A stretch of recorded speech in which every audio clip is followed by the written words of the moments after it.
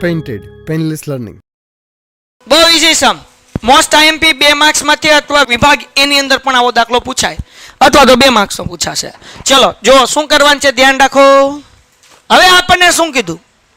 એ બી વર્તુળનો વ્યાસ છે. દોરી નાખીએ ભાઈ. આ વર્તુળ નથી દોરાણું, અંડાકાર થયું, પણ સમજજો આ બરાબર ને. હાલો આ એ છે અને આ શું છે? બી છે બરાબર ને. ધ્યાનથી સમજજો. વર્તુળનું કેન્દ્ર અહીંયા એ નહીં લખ્યું હોય, ઓ હશે. શું હશે? કાંઈ છે જ નહીં ને. હા મને ખબર હતી કંઈક ભૂલ હોય એમ. આગળ શું લખ્યું? વર્તુળનું કેન્દ્ર 2 અને -3. એટલે આપણે અહીંયા વર્તુળનું કેન્દ્ર કરી નાખીએ. બોલો કેન્દ્રનું નામ શું રાખવું છે? ઓ. હાલો ઓ જે છે એ શું આપ્યું? 2 અને -3. બી શું આપ્યું છે? 1 અને 4. તો આપણને શું કીધું? એના યામ શોધો. એટલે એનો x અને એનો y આપણે શું કરવાનું છે? અથવા તો હું એવું કહી દઉં કે x1 અને y1 ગોતવાનું છે. વેઇટ સ્કીપ નહીં કરતા. તમારા ફાયદાની વાત છે. ધોરણ 10 ની અંદર આવ્યા છો, બોર્ડની પરીક્ષા આપવાની છે, જોરદાર રિઝલ્ટ લાવવું છે, તો પેન્ટેડ એપ્લિકેશન ડાઉનલોડ કરો અને ચેમ્પિયન બેચ લોન્ચ થઈ ગઈ છે. ચેમ્પિયન વિદ્યાર્થી સાથે ભળી જાઓ. આ લાઈવ લેક્ચરની અંદર ગણિત, વિજ્ઞાન, સમાજ, ઇંગ્લિશ, ગુજરાતી બધુંય ભણાવીએ છીએ. અનમ્યુટ કરીને ઘરેથી બોલીને ડાઉટ પૂછી શકો અમારા લાઈવ લેક્ચરમાં. અને તમારે ટ્રાય કરવી છે, ખાલી 300 રૂપિયા આપીને મહિનો દિવસ ટ્રાય કરો ને પછી મજા આવે તો આગળ જોડાવો. તમે એમ કહો સાહેબ તમારું રિઝલ્ટ આ છે, મારી પાછળ રિઝલ્ટના ફોટા જોઈ લો અમારા ટોપર્સ, અને તમે ચેમ્પિયન બનવા માંગતા હો ચેમ્પિયન બેચ સાથે જોડાઓ. Good bye. બરાબર ને. એના યામ ગોતવાના. એટલે આપણે એને કહી દઈએ x1 y1, આને કહી દઈએ આપણે x2 y2, અને આને કહી દઈએ આપણે x અને y. મધ્યબિંદુનું સૂત્ર આવડે ને? શું છે મધ્યબિંદુનું સૂત્ર ભાઈ? તો કે ભાઈ અહીંયા ધ્યાન રાખો, અહીંયા ધ્યાન રાખો. હું લખું છું ભાઈ O ના યામ બરાબર x1 વત્તા x2 ના છેદમાં 2, પછી y1 વત્તા y2 ના છેદમાં. આવું મધ્યબિંદુનું સૂત્ર છે ને. O ના યામ આપણી આગળ છે. કયા યામ છે O ના? ન બોલે ની માના હમ. હા બાપુ 2 અને -. ઓકે જાગોસ ને બધાય. હાલો x1 તો કે ઈ તો આપણે ગોતવાન છે.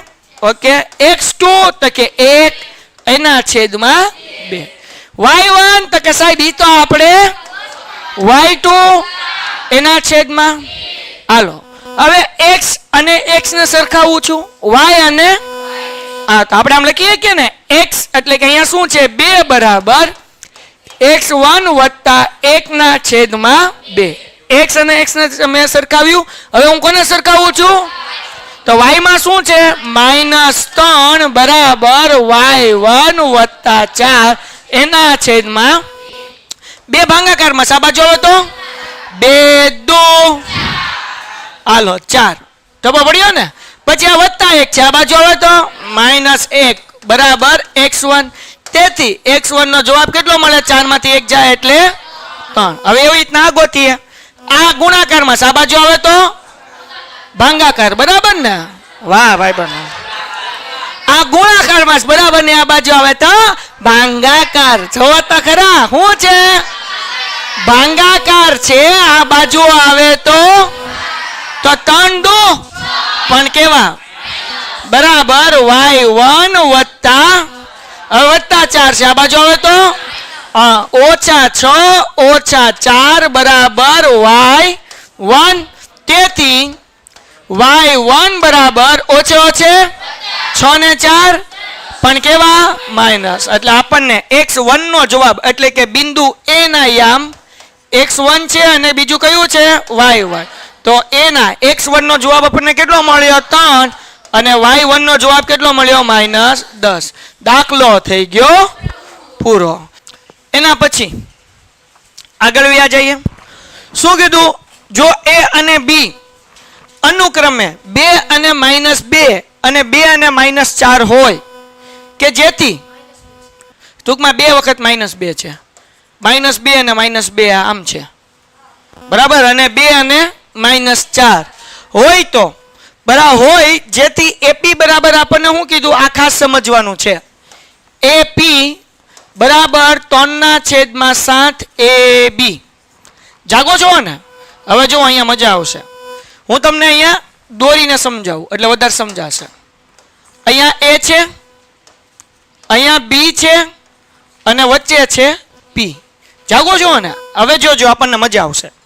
હવે આ જે છે ને 3 એ ગુણાકારમાં છે. આ બાજુ આવે તો એટલે આપણે AP ના છેદમાં 3 AB ના છેદમાં કેટલા કરી નાખીએ 7 એના બરાબર હું ધારી લઉં છું કે શું ધારી લઉં છું? હું ગુણોત્તર ગોતું છું. હું કરું છું?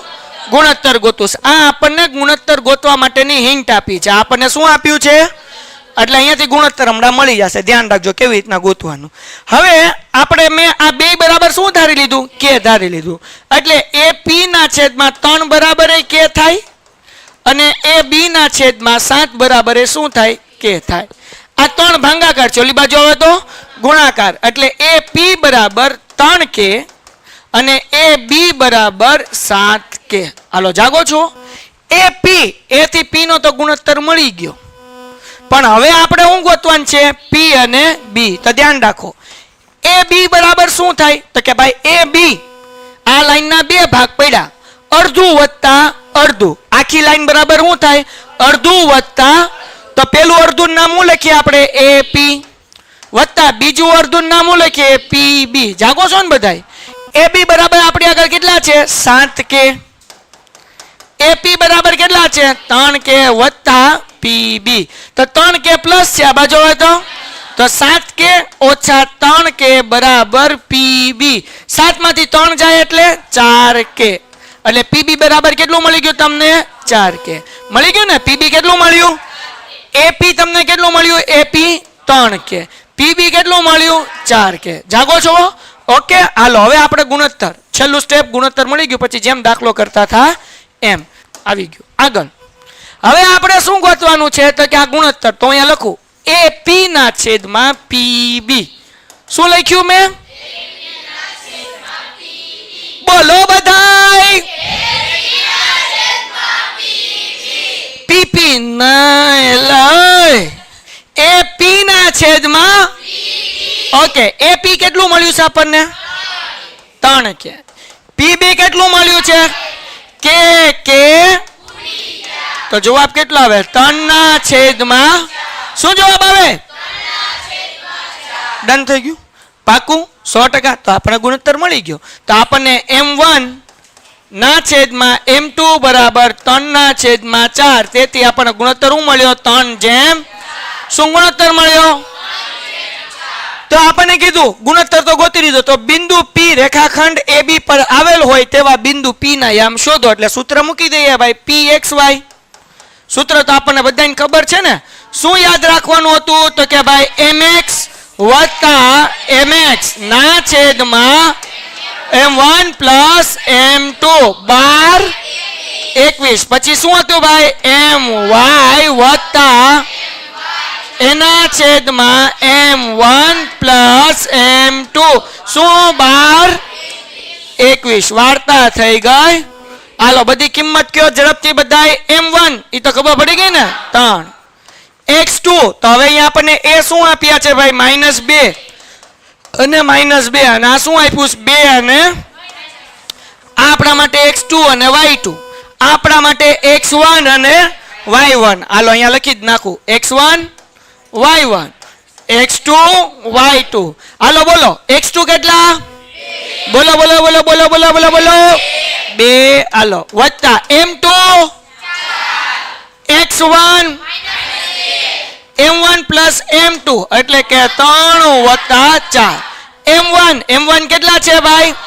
ક્યાં છે? અહીંયા આપણને M1 M2 મળ્યા ને 3. પછી Y2 કેટલા? -4. M2 કેટલા ભાઈ? 4. Y1 હે પાકું છેદમાં શું આવશે? 3 વત્તા. હાલો દાખલો થઈ ગયો. હજી ગણવાનું બાકી એલા ભાઈ. 2 3 2 વત્તે છે 4 2 3 ને 4 3 ચોકુ વત્તે છે 4 2 4 અને 3 હાલો છેલ્લું સ્ટેપ 6 માંથી 8 જાય -2 ના છેદમાં 7 ઓછે ઓછે 12 ને 8 20 ના છેદમાં દાખલો થઈ ગયો. Painted, Painless Learning.